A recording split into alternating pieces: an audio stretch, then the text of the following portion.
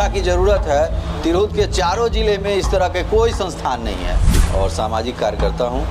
उपचुनाव में मैं प्रत्याशी के तौर पे आपके बीच हूँ। देखिए, वो सिर्फ और सिर्फ अपने कुर्सी को बचाए हैं।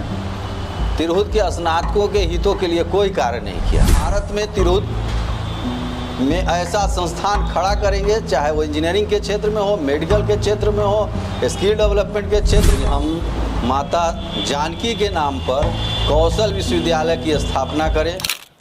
स्नातक तिरहुत एमएलसी चुनाव होने जा रहा है। स्नातक तिरहुत एमएलसी इससे पूर्व में सीतामढ़ी के वर्तमान सांसद देवेश चंद्र ठाकुर हुआ करते थे। उनके सांसद बनने के बाद ये सीट खाली रह गई है। अब ऐसे में आरजेडी और जदयू दोनों अपनी दावेदारी दे रहे हैं। और आरजेडी से गोपी किशन है, वहीं जदयू से अभिषेक झा है। आरजेडी लगातार इस चुनाव को पिछले 3 बार से हारती आ रही है।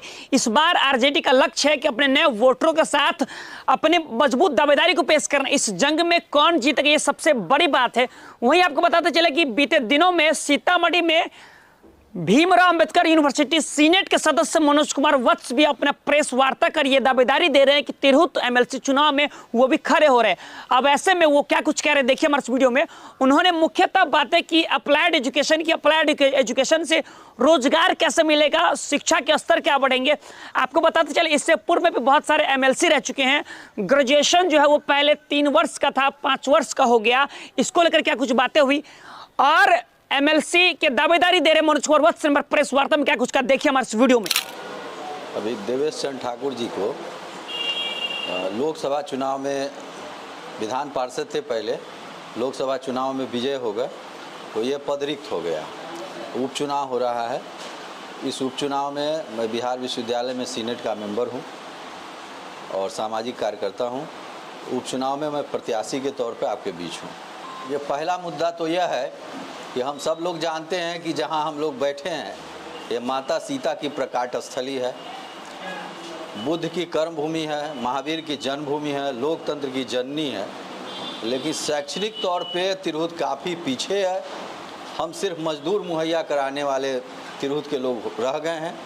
हमारी पहली योजना रचना है कि हम माता जानकी के नाम पर कौशल विश्वविद्यालय की स्थापना करें, जो कि वो उद्यमी पैदा करेगा।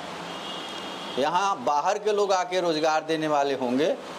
तिरहुत के स्नातक और टेक्निकल एजुकेशन लेने वाले रोज़गार देने वाले होंगे, बेरोजगार नहीं होंगे।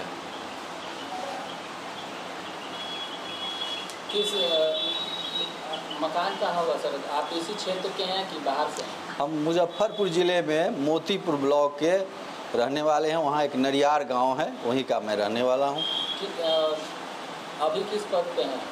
मैं बिहार विश्वविद्यालय में सरकार द्वारा मनोनीत सीनेट का सदस्य हूँ।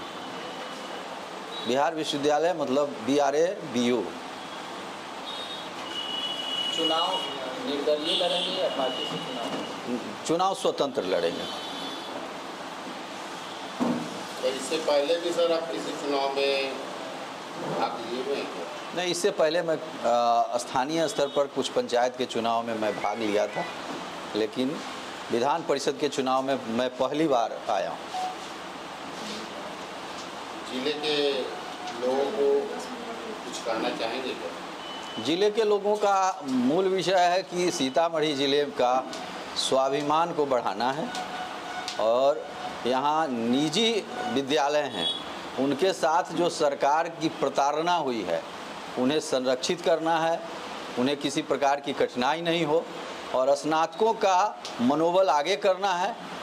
स्नातकों को ऐसी शिक्षा व्यवस्था देनी है जो वो रोजगार के अवसर को तलाश लें। कहना है कि इस क्षेत्र में स्नातकोत्तर के क्षेत्र में लोग आते हैं, जीत जाते हैं, लेकिन कोई विकास नहीं करते। देखिए, वो सिर्फ और सिर्फ अपने कुर्सी को बचाए हैं।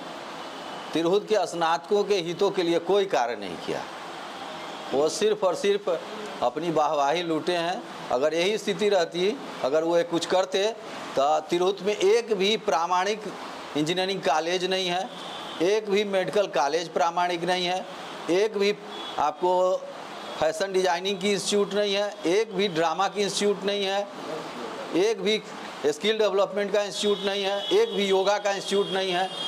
जो व्यक्ति के व्यक्तित्व के निर्माण में और शैक्षणिक वातावरण बनाने में जिन शिक्षा की ज़रूरत है, तिरहुत के चारों ज़िले में इस तरह के कोई संस्थान नहीं है।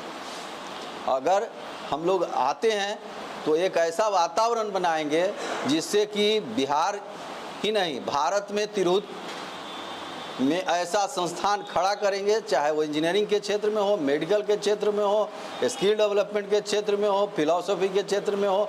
हमारा मानना है कि शिक्षा अप्लाइड शिक्षा होना चाहिए, ऐसा शिक्षा जो रोजगार दे। अगर फिलॉसफी में हम योगा पढ़ाएंगे तो उसको रोजगार मिलेगा, अगर हम हिस्ट्री में पुरातत्व पढ़ाएंगे तो उन्हें रोजगार मिलेगा, अगर हम साइंस में अप्लाइड साइंस पढ़ाएंगे तो उन्हें रोजगार मिलेगा। तो रोजगार परक शिक्षा को बढ़ावा देना, अगर रोजगार परक शिक्षा को बढ़ावा दिया जाएगा तो जो अहिंसा है वो भी घटेगा। जो तिरहुत में अहिंसा का वातावरण बना हुआ है, लोगों में मनोबल घटा हुआ है, स्नातकों का स्वाभिमान घटा हुआ है, वो भी कम होगा। इसलिए हमारा स्पष्ट मानना है कि तिरहुत के स्नातकों को एक अच्छी शिक्षा दी जाए, एक सम्यक शिक्षा दी जाए। उस शिक्षा के बदौलत तिरहुत में आमूलचूल परिवर्तन है। नवभारत टाइम्स की कुछ रिपोर्ट्स है। नवभारत टाइम्स अपने हाइलाइट्स में तिरहुत एमएलसी चुनाव को लेकर क्या कुछ लिखते हैं, ये हम आपको सुनाने वाले हैं। नवभारत टाइम्स कहते हैं कि तिरहुत स्नातक निर्वाचन क्षेत्र में आरजेडी और जेडीयू के बीच टक्कर होगी। इस टक्कर में गोपी किशन और अभिषेक झा भिड़ने वाले हैं। आपको बताते चले इस टक्कर में और क्या कुछ होने वाला है। आरजेडी उम्मीदवार गोपी किशन जबकि जेडीयू उम्मीदवार अभिषेक झा हैं। गोपी किशन पूर्व विधायक केदारनाथ प्रसाद के पुत्र हैं। गोपी किशन आरजेडी से हैं, केदारनाथ प्रसाद के पुत्र हैं। वहीं जेडीयू अभिषेक झा को वर्तमान सीतामढ़ी सांसद देवेश चंद्र ठाकुर का आशीर्वाद प्राप्त है। आरजेडी ने वैश्य जाति से अपने गोपी किशन को मैदान में उतारा। अब यह देखना है कि वैश्य का वोट कितना गोपी किशन को मिल पाता है। आप द सीतामढ़ी देख रहे हैं। स्नातक एमएलसी चुनाव से जुड़ी तमाम छोटी बड़ी खबरों को देखते रहें और फेसबुक, इंस्टा, यूट्यूब से जुड़ सकते हैं। ऐसी और खबरों के साथ बने रहकर हमारे यूट्यूब चैनल को सब्सक्राइब कीजिए। Thank you.